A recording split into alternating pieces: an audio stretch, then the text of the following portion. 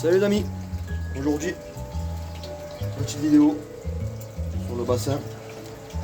Alors j'ai rencontré, tout d'abord il y aura une petite nouvelle et une mauvaise nouvelle malheureusement. Déjà j'avais 8 guppies koi dans ce bassin. Et sur les 8, je me suis rendu compte qu'il n'en restait plus que 2.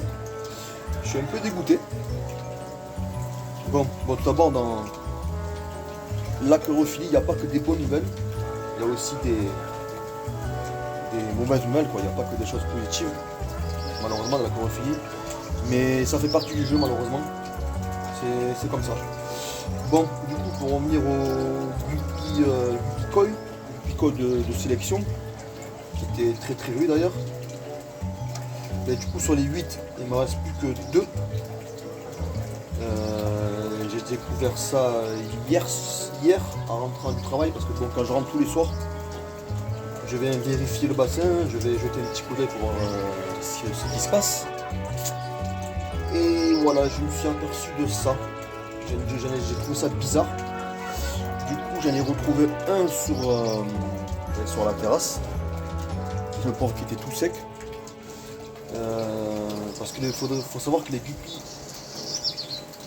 koi ou autres guppies, normalement ça saute pas en dehors d'un bassin ou d'un aquarium.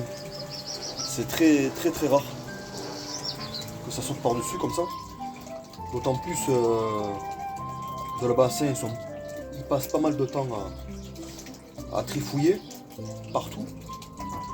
Donc je pense pas qu'ils aient le temps de se dire on va sauter hors du bassin. Ils sont tellement occupés à trifouiller le sol, les parois, que ça m'étonnerait. Les mégatas, eux, ils y sont tous. Il y a les 6, heureusement. Parce que j'ai eu très peur, quoi. J'aurais été dégoûté. Mais les guppies aussi, ça me fait chier.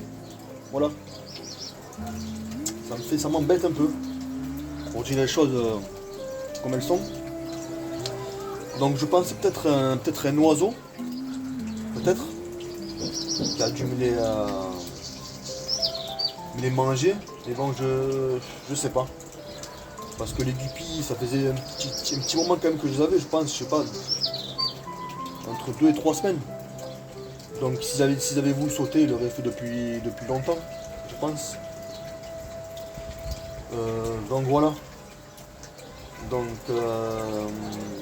et la deuxième chose positive, excusez-moi, pour revenir à ça, on va expliquer la deuxième bonne nouvelle. Alors la deuxième bonne nouvelle, c'est que j'ai, voilà, vous le verrez pas, mais j'ai repéré un petit alvin de mégata, voilà. Et sur un des mégatas, il y a une femelle qui a des œufs sous son abdomen. Donc je suis content, quand même une bonne nouvelle. Donc voilà, je suis très content. Les mégatas vont super bien. Voilà. Et une autre... ah oui, j'ai aussi un autre problème. C'est que je suis envahi d'escargots. Et le souci, c'est que les escargots, ils me bouffent les nénuphars. Donc c'est assez embêtant. Pour moi, ça c'est un escargot, pour moi ça c'est un parasite. Cet escargot là, genre je sais pas le nom. Je suis pas spécialiste escargot. Je suis moins fan. Voilà. À part un escargot que je connais, l'escargot alsolène, on va dire escargot assassin. Voilà. Mais sinon à part les autres escargots, c'est pas trop mon truc. Et celui-ci là, eh ben, il me bouffe les nénuphars. Il s'intègre partout. Il me mange aussi les myriophyllum. Donc c'est assez embêtant. J'ai coupé les nénuphars qui étaient abîmés. L'échinodoros, lui, il se touche pas trop. Ou très léger, très légèrement. Donc je vais voir ce que je peux faire, si je peux trouver une solution à ça, à ces escargots. Et là il y a, bon, je vous montrerai après, mais là il y a plein de petites larves d'escargots dans une, je sais pas trop ce que c'est, dans une espèce de matière gélatineuse quoi. Ça se pose partout. Alors quand je les vois les escargots, bon je les enlève. Mais c'est très très envahissant, je peux pas tous les enlever. Donc je vais voir ce que je peux faire. Le problème c'est que j'aurais bien voulu acheter un poisson mangeur d'escargot, style tout ce qui est loche et brossia, mangeur d'escargot. Mais bon là j'ai peur que si je mets un poisson mangeur d'escargot là-dedans, j'ai peur qu'ils passent par-dessus bord, parce que ceux-là ils ont tendance à sauter par-dessus les aquariums. Donc je vais voir si je peux pas trouver une petite solution à tout ça. Donc voilà, ça m'embête un petit peu. Parce que les nénuphars ils étaient magnifiques. Voilà, il y en a deux qui sont sortis, deux nouveaux nénuphars qui sont sortis. Le Myrophyllum que j'ai ratiboisé, j'espère qu'il repartira. Ouais, la prêle du Japon, elle magnifique. Ça bouge pas.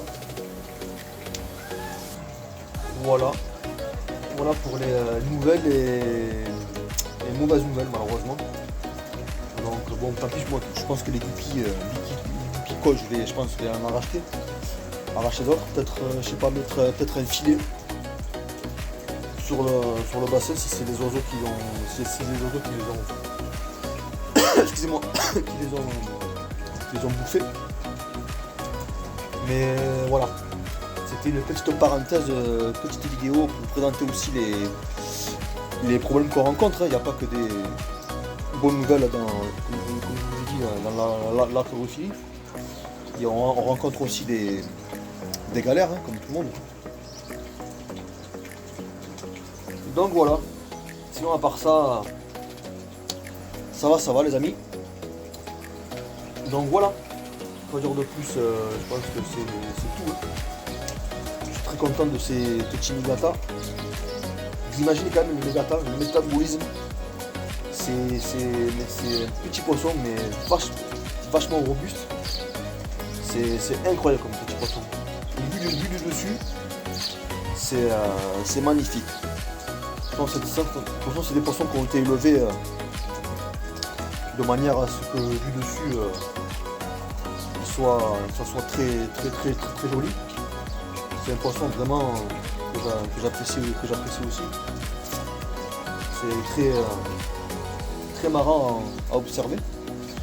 Au début c'était un petit peu craintif, mais maintenant là je les vois, ils ont plus peur, ils sont tranquilles, ils font leur petite vie, ils picorent aussi, ils trifouillent de partout. Il faut savoir aussi qu'aux poissons je leur donne jamais à manger, soit les guppies-koi ou les mégatas, ils se débrouillent. Je leur donne pas à manger parce que si je leur donne à manger, voilà, après ils vont pas se nourrir du reste. Et des moustiques, sinon ils vont pas s'attaquer aux moustiques. Du coup je leur donne pas à manger, ils se suffisent à eux-mêmes. Donc voilà. Poisson très mégata, poisson très robuste qui peut supporter des températures exceptionnelles. Ça peut partir de 3 degrés en hiver jusqu'à 30 degrés l'été. C'est un poisson vraiment très robuste. De ce côté-là, il n'y a pas de problème. Petit poisson sympathique. Voilà. Et le médaka aussi, à la base, c'est issu d'une carpe. Une petite carpe comme ça. Voilà. Ça a été légèrement modifié. Donc voilà, à la base, le mégata c'est considéré comme une petite carpe aussi. Voilà. Donc j'espère que je dis pas de bêtises, mais je crois que c'est ça. Donc voilà. Et quoi dire de plus? Ben, je pense que on est déjà pas mal. C'était comme ça une petite vidéo pour vous expliquer le petit problème que j'ai rencontré. Donc voilà. C'est comme ça. Des fois on rencontre des problèmes quelconques, c'est dommage. Mais bon, c'est comme ça. Donc voilà les amis. Je crois que c'est tout. Je vais vous montrer, si j'arrive à vous montrer les larves d'escargot d'une matière sûrement bizarre, gélatineuse.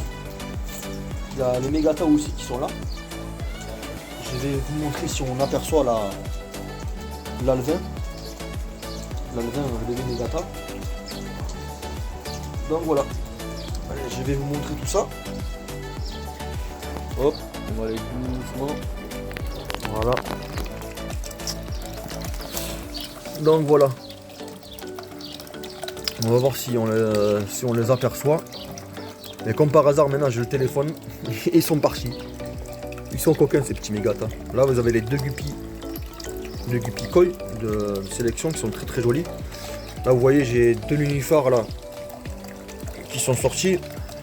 Bon ça ils viennent de sortir donc les escargots n'ont pas eu le temps de s'attaquer à eux.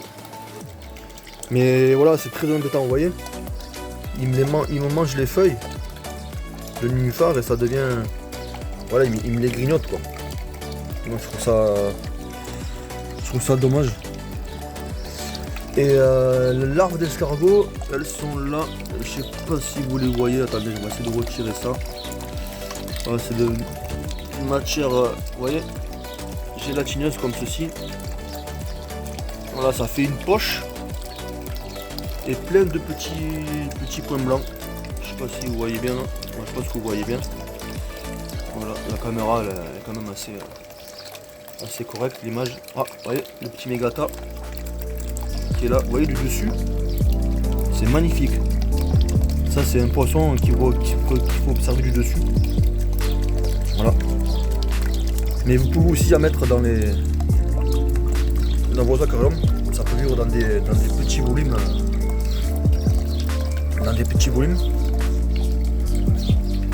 Donc voilà les amis. Après quoi dire de plus ouais ben là on verra pas mais il y a un des mégatas là, une femelle, qui a les œufs sur son abdomen prêt à être déposé sur un support, soit sur du myrophyllum ou même une pierre ou un galet quelconque. Voilà, regardez. Une Chryodorus qui a fait une poussée fantastique, énorme. Voilà. Oh, regardez, les poissons, regardez, les mégatas, ils sont tellement en train de tout le temps trifouiller. Ils pensent pas à passer par-dessus le. C'est pas possible. Donc, ouais, même les guppies, ils passent leur temps à trifouiller. Donc, je pense pas qu'ils auraient pas pu sauter comme ça, c'est possible. Moi, je pense que c'est un oiseau qui a dû me les manger parce que bon, là, il y a plein, vous ne le voyez pas, mais. Il y a plein des tourneaux de moineaux sur les antennes, des façades des maisons. Donc voilà. J'espère que c'est peut-être les oiseaux. Je suis dégoûté quand même, mais je pense pas qu'ils sont passés par-dessus le bassin. Enfin bref. Donc voilà les amis. C'est une petite parenthèse. Donc, je vous souhaite une excellente journée. Je vous dis à très très bientôt. Voilà les amis. Je passe le bonjour à tout le monde. À tous les abonnés. Presque 300 abonnés. 300 abonnés. C'est exceptionnel. Exceptionnel. Et plus de 300 000 vues en tout, entre toutes mes vidéos. Tous les shorts. Je remercie tout le monde, je remercie tous les abonnés. Ça fait plaisir, ça donne de la force pour continuer des petites vidéos. C'est magnifique les amis. Bon, je vous dis à très bientôt et je vais essayer de régler ce petit problème. A très bientôt les amis. Ciao ciao ciao.